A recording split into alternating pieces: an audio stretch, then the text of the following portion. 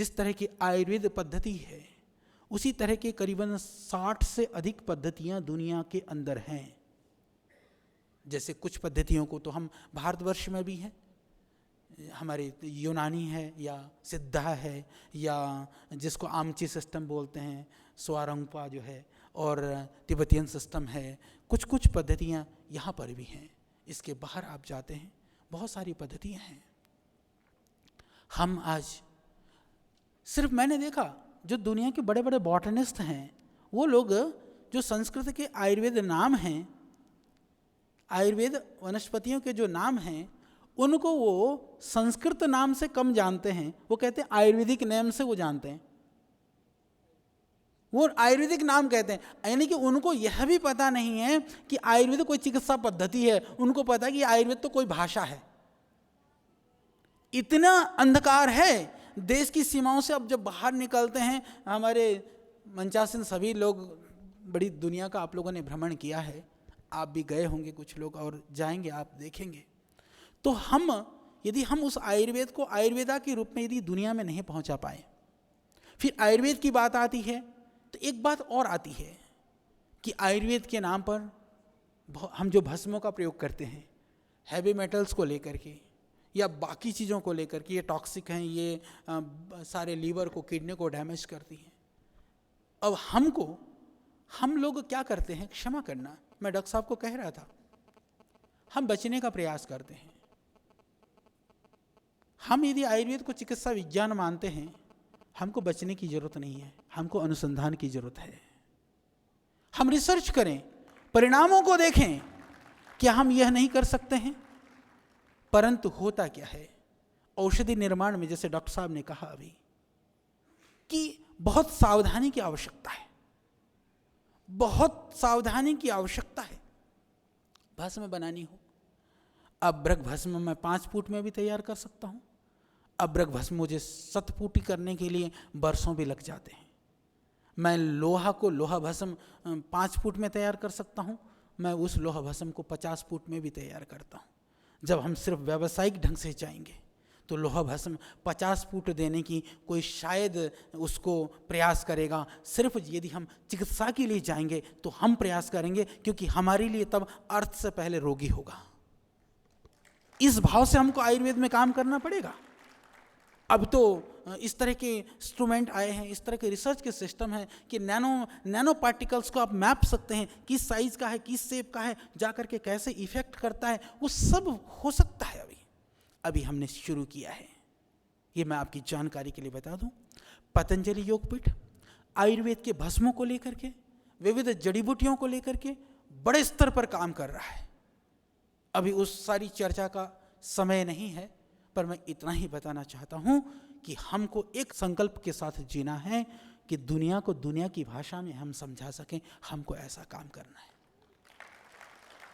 और आयुर्वेद, दूसरी बात क्या है, जैसे एलोपैथिक के अंदर में मैं कई बार आयुर्वेद की विविध पक्षों को जानने और समझने का प्रयास करता रहता हूं। आयुर्वेद दरअसल वह इतना बड़ा समुद्र है, उसमें बड़ा से बड़ा तैराक भी जो है ना, वो पार नहीं पा सकता। और वो ऐसा समुद्र का किनारा है कि छोटा से छोटा बच्चा भी उसके किनारे पर खेलता है। यह आयुर्वेद है। तो हम किनारे पर होते हैं, हमको समुद्र का था नहीं, परंतु जो दूसरा मेरे पास आता है उसको तो पता है ये समुद्र का पार्ट है, फिर गड़बड़ हो जाती है। तो एलोपैथिक में जैसे एक डिजीज के लिए जो डॉक्टर साहब कह रहे हैं ना, सिंगल ड्रग, एक सिंगल कंपाउंड, सिंगल जो कंपोनेंट है, हम उस लेवल पर जाते हैं। आयुर्वेद में क्या होता है कि सिंगल वाली तो बात नहीं, हम 30, 40, 50 दवाइयों को मिला करके दवाई बनाते हैं, चलो वो भी कोई बात नहीं है। उसमें भी 3-4 तरह की दवाई बनाते हैं, वो भी कोई बात नहीं। होता क्या है कि जब हमारे यहाँ जैसे मान लो चिकित्सालय है, बहुत रोगी आते हैं, हज़ारों की OPD हमारी चलती है। कई बार क्या होता है कि 4 वैद्य बैठे होते हैं, एक रोगी आता तो 4 तरह की दवाई लिखी जाती है। ये आयुर्वेद की विशेषता भी है कि एक औषधि से हम कई रोग ठीक कर सकते हैं, और कई रोगों के लिए एक दवाई से भी काम चला सकते हैं, ठीक है। परंतु इसमें गड़बड़ी भी हो जाती है। जब अति हो जाता है तो गड़बड़ी भी हो जाती है। हमको वहाँ पर बहुत सावधानी की आवश्यकता है। पर उसके लिए सरल सा उपाय कि हम अनुसंधान कर लेना, हम रिसर्च कर लें, हमारे पास ऑथेंटिक डेटा होनी चाहिए कि त्रिफला ठीक है, ऋतु के अनुसार अलग अलग रोगों में हम गुड़ से दे दें, सेंधा नमक से दे दें, बाकी चीज़ों के साथ दे दें, अच्छी बात है, वो प्रभावशाली है, पर हम उसका एक कुछ तो डॉक्यूमेंटेशन कर लें। मुझको तो नहीं पता कि त्रिफला के ऊपर भी अभी तो कोई इंटरनेशनल लेवल का रिसर्च हुआ हो। हम क्यों सो जाते हैं? दरअसल हमको भ्रम ये खाया जाता है, क्षमा करिएगा, मैं अभी वर्ल्ड हर्बल इंसाइक्लोपीडिया के ऊपर काम कर रहा हूँ, आप सारे वैद्य बैठे हैं, इसलिए मैं इस बात को कहना चाहता हूँ। लगभग 200 साइंटिस्ट हमारे वर्ल्ड हर्बल इंसाइक्लोपीडिया में काम कर रहे हैं। उसमें फार्मा फील्ड के हैं, उसमें बॉटनी के हैं, उसमें अन्य माइक्रोबायोलॉजी के हैं, उसमें बायो के हैं, न जाने किस किस के हैं, परंतु आयुर्वेद के 4-5 लोग हैं। आप कहेंगे जी ऐसा क्यों है? सब आयुर्वेद के ऊपर काम कर रहे हैं, पर आयुर्वेद के फील्ड के लोग नहीं हैं। क्यों? मैं जब भी प्रोग्राम होता है, मेरे वैद्य भी कुछ लोग बैठे हैं, कुछ मेरे पहले के वैद्य हैं, अभी सरकारी सेवाओं में हैं, दूसरे भी लोग बैठे हैं। मैंने हमेशा कहा, जब भी हमारे यहाँ ट्रेनिंग प्रोग्राम होता है, 1-1 महीने का वैद्यों का ट्रेनिंग प्रोग्राम देते हैं, पूरे देश से वैद्य आते हैं, मैं कहता हूँ भाई लेखन में किसकी रुचि है, अनुसंधान में किसकी रुचि है, ढूंढता हूँ। आयुर्वेद में लोग मुझको नहीं मिलते हैं, मुझे कष्ट होता है। हमारी रुचि क्यों नहीं है? क्या तुम्हारे आयुर्वेद को बढ़ाने के लिए कोई दूसरा थोड़ी ना आएगा, हमको तैयार होना होगा, ये ध्यान रखिए। तो उस कार्य को हम कर रहे हैं। तो आयुर्वेद के अंदर असीम संभावनाएं तो हैं, उन संभावनाओं को ढूंढेगा कौन, करेगा कौन? हमको आगे आना होगा। आप कहीं पर भी हैं, जैसे मैंने कहा कि इंटरनेशनल जर्नल में आज बड़े बड़े सारे जर्नल हैं। हमने तो आयुर्वेद को शास्त्रीय परंपरा से पढ़ा, आयुर्वेद को गुरु परंपरा से पढ़ा। हमारी दृष्टि में कई बातें आती हैं।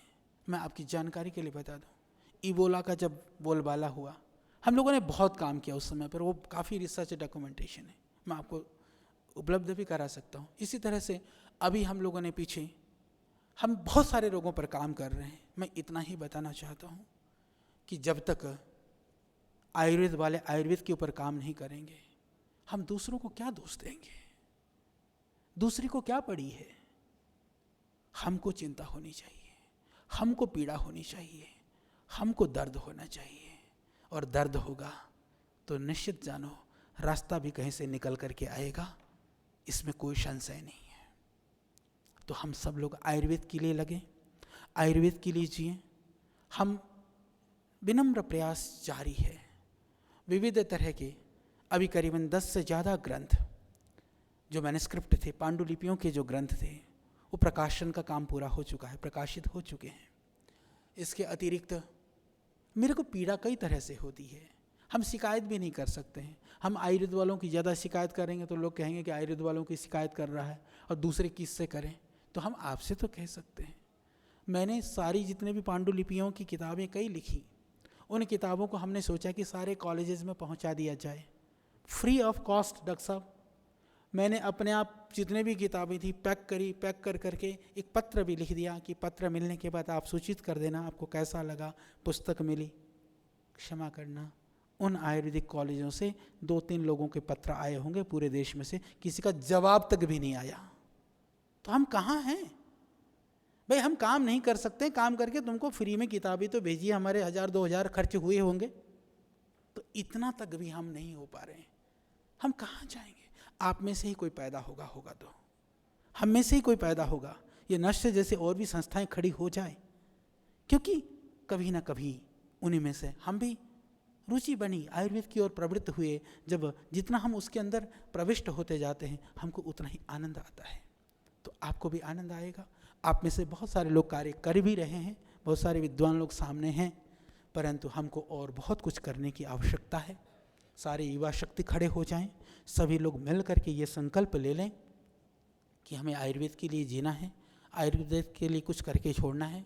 क्योंकि पूरी दुनिया, मैं आपकी जानकारी के लिए एक बात और बता देना चाहता हूँ, क्योंकि मैं मॉडर्न सिस्टम का व्यक्ति उस तरह से मैंने डॉक्टर फारूक जी की तरह से नहीं पढ़ा है। इन्होंने बड़े बड़े पुस्तकें भी लिख रखी हैं रिसर्च की।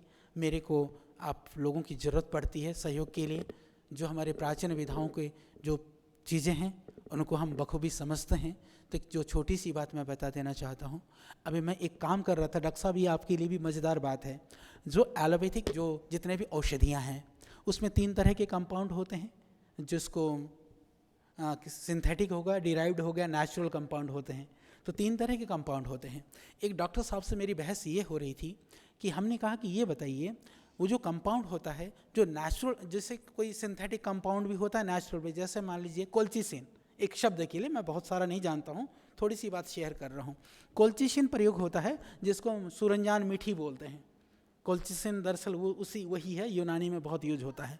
तो कोल्चिसिन का जो टैबलेट्स हैं हिंदुस्तान में भी बहुत हैं, वो सिंथेटिक है।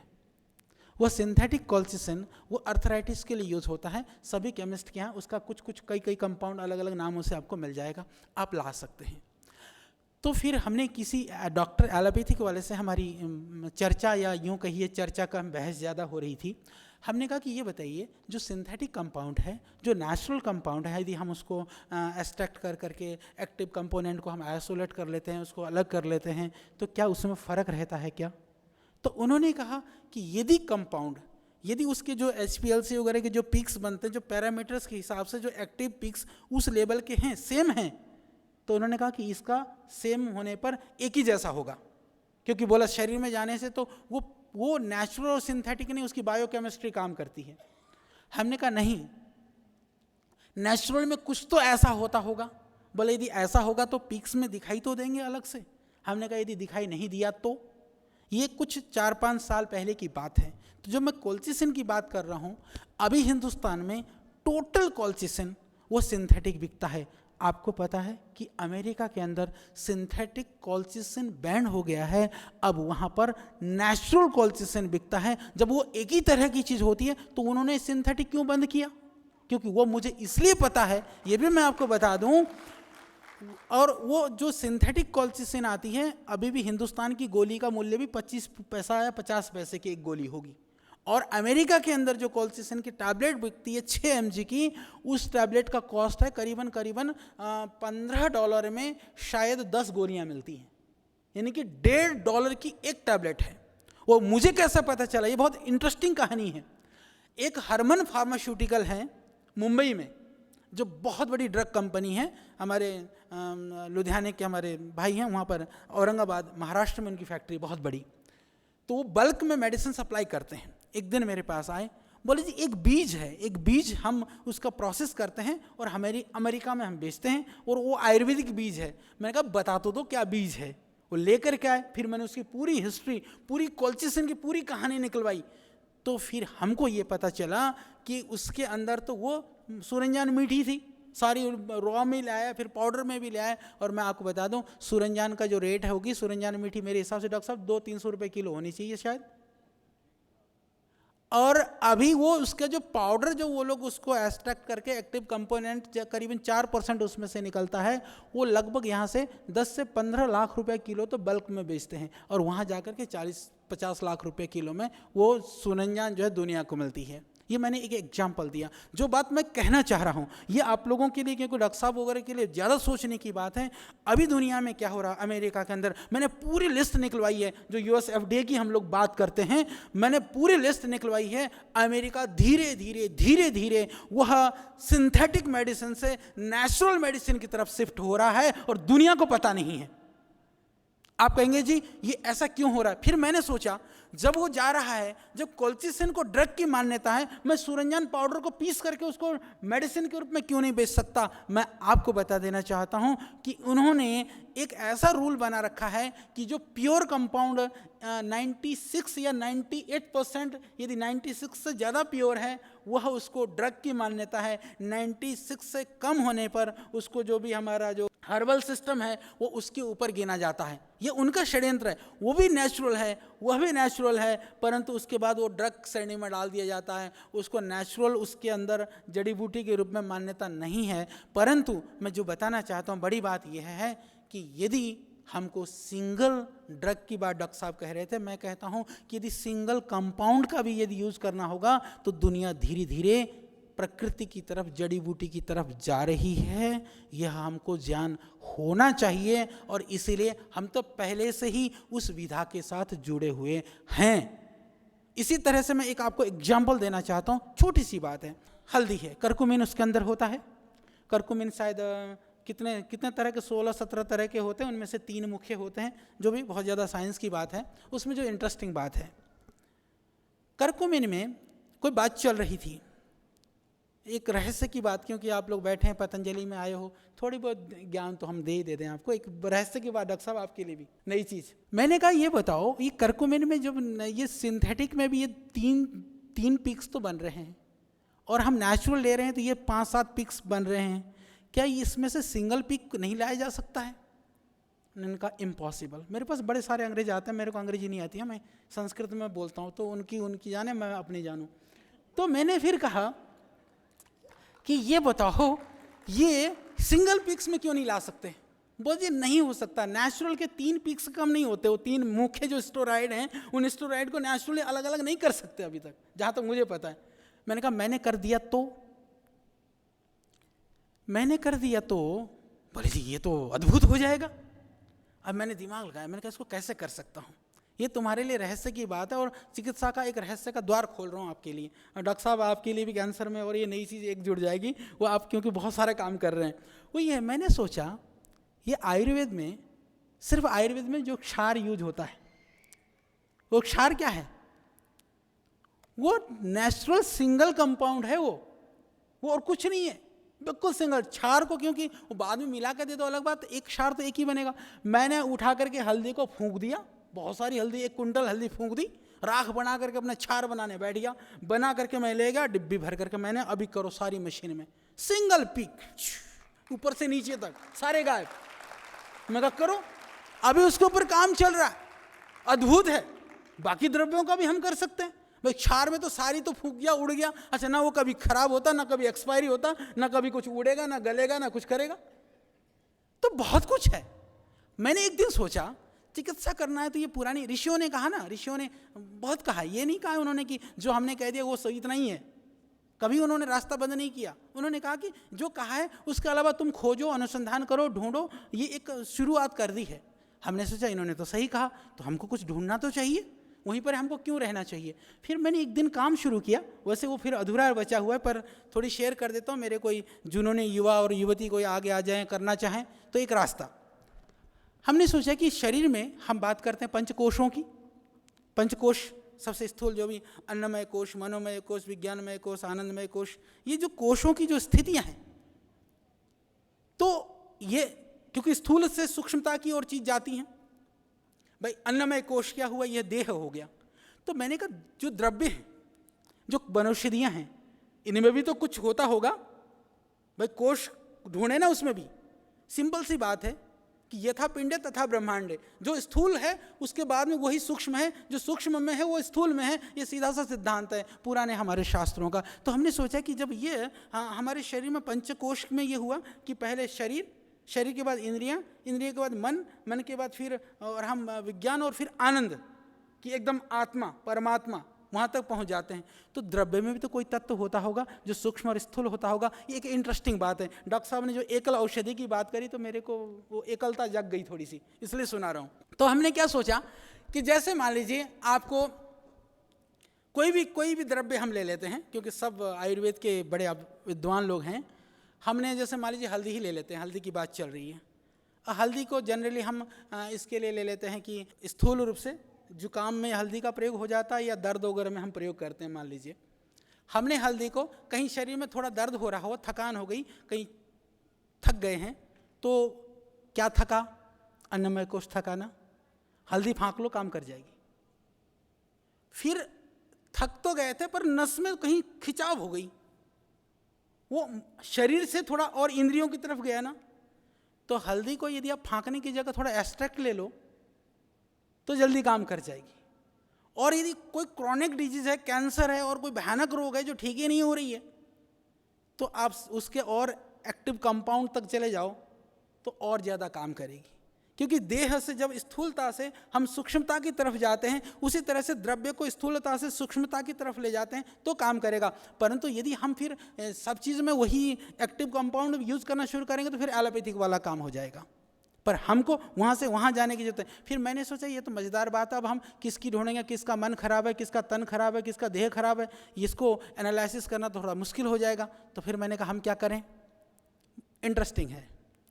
हमने एक हल्दी को, वही हल्दी, थोड़ा सा मैंने पाउडर ले लिया, थोड़ा सा घनसत्व ले लिया, थोड़ा सा जो एक्सट्रैक्ट बाद में जिसको मैंने एक्टिव कंपाउंड वाला करा था वो ले लिया, फिर थोड़ा सा मैंने क्षार ले लिया, हालांकि काम करना बाकी है, सबको मिला दिया, एक ही में मिला दिया।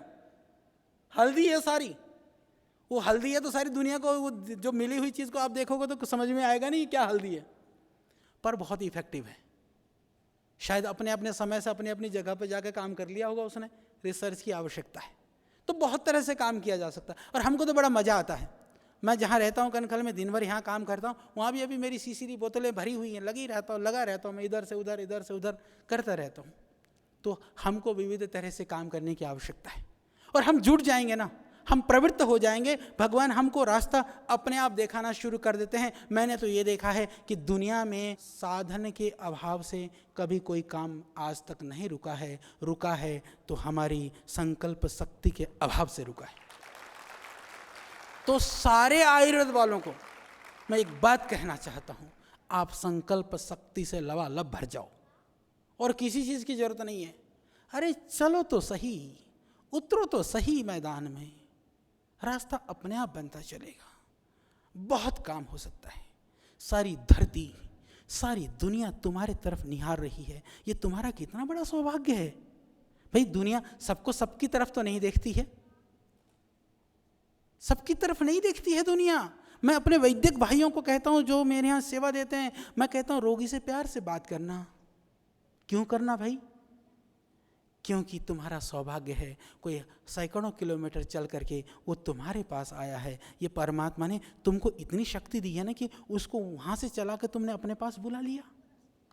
हमको यह महसूस होनी चाहिए, चिकित्सा विधा संवेदना की विधा है। वो जो संवेदना है, वो जो भावना है, वह आयुर्वेद और हमारी जो प्राचीन जो विधाएं हैं उनसे जुड़े हुए लोगों के अंदर ही हो सकती हैं। मॉडर्न सिस्टम के अंदर यदि संवेदना है तो भी वो मॉडर्न की वजह से नहीं है, वो भी प्राचीनता से जुड़ा हुआ इसकी वजह से है। ये ध्यान रखना, वो हमारी ताकत है। इसीलिए एक चिकित्सक को एक योगी होना चाहिए, संयमी होना चाहिए, सदाचारी होना चाहिए। आप सिगरेट पी रहे हो, रोगी देख रहे हो, ये वैदिक के विरुद्ध है। वैद्य टुल हैं, झूम रहे हैं, झूम बराबर झूम, तुम वैद्य रोगी देख रहे हो, ये वैदिक के खिलाफ है। ये आपके लिए नहीं है। या तो वो छोड़ो या तो वैदिक छोड़ो, दोनों नहीं चल सकते। हमको हमारी मर्यादाएं अपने आप बनानी होंगी, हमको अपनी चीजें अपने आप खड़ी करनी होंगी। कौन आएगा भाई? डॉक्टर शराबी होगा, कोई कुछ नहीं कहेगा। डॉक्टर सिगरेट पी रहा होगा, किसी को कोई फर्क नहीं पड़ेगा। वैद्य जी पी रहे होंगे तो देखना सामने सामने पी करके, तो देखो क्या कहेंगे लोग। क्योंकि आपके प्रोफेशन में लोग दूसरा रूप देखते हैं आपको। अच्छा ये बताओ, तुमको नाड़ी, बिल्कुल नाड़ी के विषय में वैद्य जी आए बता रहे थे, नाड़ी विधा की भी कभी हम बात करेंगे। आपको कुछ भी नाड़ी नहीं देखनी आती हो, पेशेंट आता है आज भी आकर के क्या कहता है, उसको पता है उसको गैस है, कब्ज है, उसका पेट खराब है, एसिडिटी बनी हुई है, सर में दर्द है, हाथ में दर्द है, कमर दर्द है, सब पता है। रोगी को तो पता है, तो मोटे मोटे लक्षण है, उसको दिख रहा है कि तू वैद्य जी के पास जा क्यों रहा है। पर वो आकर के वैद्य जी कहेगा, वैद्य जी जरा मेरी नाड़ी देख करके बताओ मेरे को क्या हुआ है। यानी कि डॉक्टर के पास जाकर के पेशेंट नहीं कहेगा कभी ये बात। डॉक्टर के पास जाकर के कोई रोगी ये कहेगा कि डॉक्टर साहब जरा नब्ज देख दो, कभी नहीं कहेगा। क्योंकि आज भी आयुर्वेद की बात आती है तो वो भावनाएं उस विधा के साथ जुड़ी हुई है। मैं वैद्यों को ये कहता हूं कि तुमको नाड़ी देखनी नहीं आती है ना, तो भी कम से कम इतना कर सकते हो। मैं आज बिल्कुल मोटी सी बात बता देता हूं, अपने आप देख लो। वो वातपित्त कफ में सर्प, कबूतर और मेंढक ना भी कर पाओ तुम, अपने आप सरलता से देखो, जिधर जिधर धड़क रही है ना, 10, 20, 50 रोगियों की नाड़ी देखते रहोगे तो एक अंदाजा होने लगता है कि कुछ कुछ मोटे मोटे रोगों में किधर किधर धड़कती हैं। आपको सारा कुछ तो नाड़ी से निदान नहीं करना है, इतना तो कर सकते हो कि 4 बीमारी भी तुम नाड़ी देख करके बता पाए तो रोगी को ना वो रिलैक्स होता है। हाँ, वैद्य जी को कुछ आता है। पर इसका चक्कर ऐसा भी मत कर लेना, क्योंकि जैसे आजकल ज्योतिषी लोग करते हैं, अरे धन तो बहुत आता है पर टिकता तो नहीं, वो चला जाता है। तुम दूसरों के लिए बहुत अच्छा सोचते हो पर तुम्हारे लिए कोई भी नहीं सोचता है। तुम सबको समझने का प्रयास करते हो पर तुमको कोई नहीं समझता है। ऐसा भी मत करना, कुछ सीख लेना, नहीं पता चला कि टोरे मारने में लगे रहे तुम बैठ करके। तो ऐसा भी मत करना। यदि हम इस तरह से चलेंगे, हमको आधुनिकी भी चाहिए, प्राचीनता को बिना छोड़े हमको आधुनिकता चाहिए और हमको अनुसंधान भी चाहिए, और हम सब मिल करके इस अभियान को पहुंचा सकते हैं लक्ष्य पर, जिससे कि पूरी दुनिया में आयुर्वेद स्थापित हो। आपको बहुत शुभकामनाएं, बहुत बहुत धन्यवाद।